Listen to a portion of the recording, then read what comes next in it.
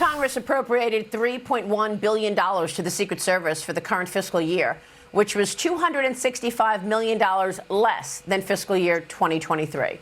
Joining me now is Missouri Congressman Mark Alford. He's a member of the House Armed Services, Small Business, and Agriculture Committees. Congressman, thanks very much for being here this morning. Would you vote for additional funding for the Secret Service? Look, Maria, I firmly believe we don't need to throw more money at the Secret Service. We need new leadership.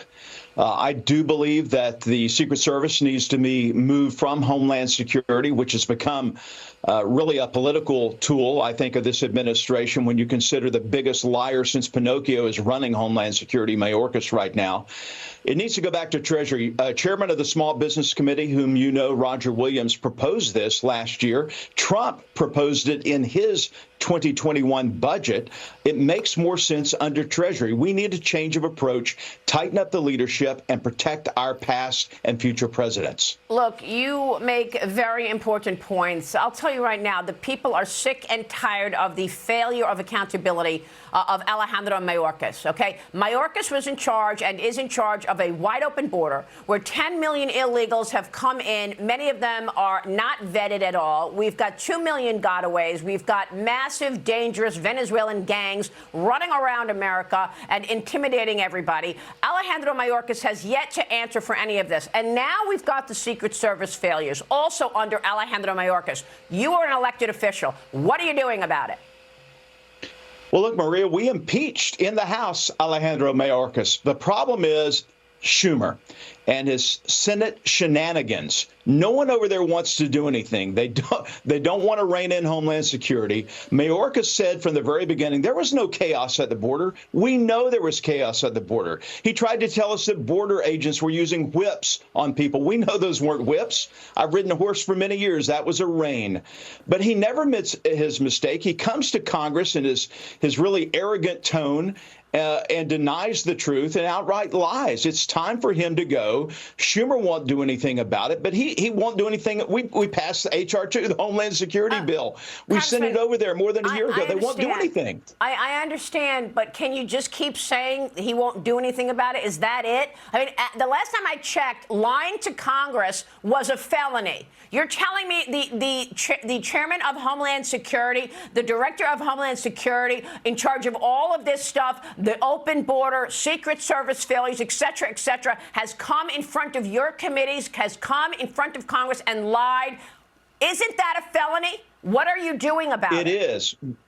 Well, when you have a Justice Department who is not going to go after justice in America and have a one-sided two-tier system of justice against President Trump and for this administration, I don't want to say our hands are tied, but we're running out of options.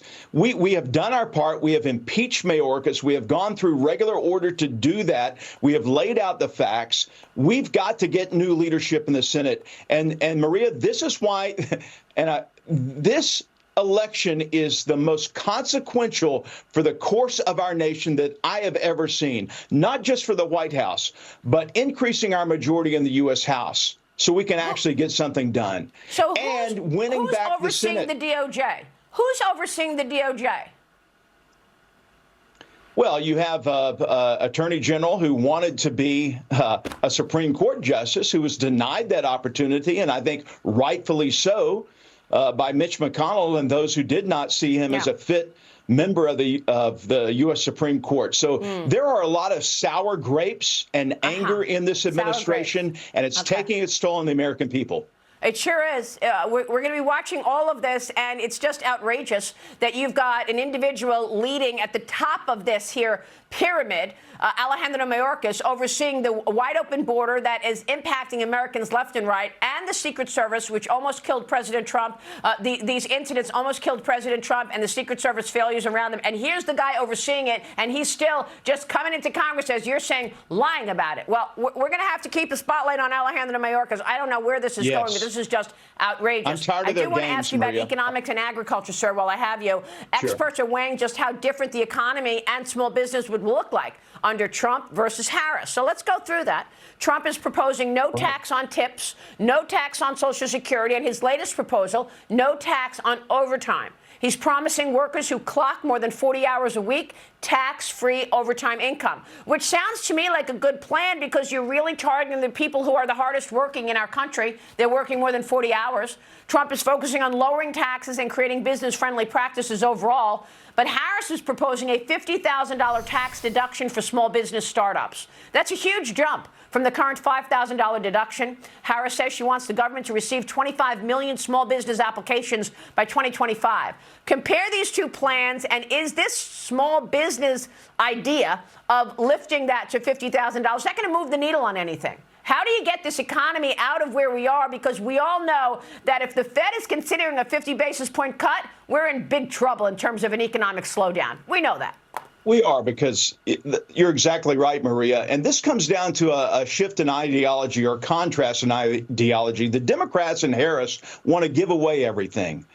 Look, I'm all for starting small businesses. I'm on the Small Business Committee. Small business is the fabric of America. This is not the way to go about it. It's to actually get the SBA out and doing their jobs in our districts, helping rural businesses in my district start new businesses and maintain them.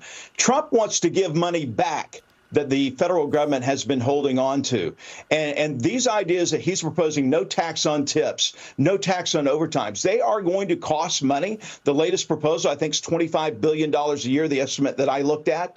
But we can find that money. The most important thing, as you know, Maria, is renewing the Tax Cuts and Jobs Act. If we don't do that under the leadership of Jason Smith, our chairman of Ways and Means, it's going to cost every family in America an average of $1,500 a year in an increase in taxes. All right. We'll be watching all of it. Got a lot on your plate, Congressman. And, of course, you've got a budget deadline around the corner. Thanks very much for joining us, sir. Mark Alford. Stay with us. We'll be right back.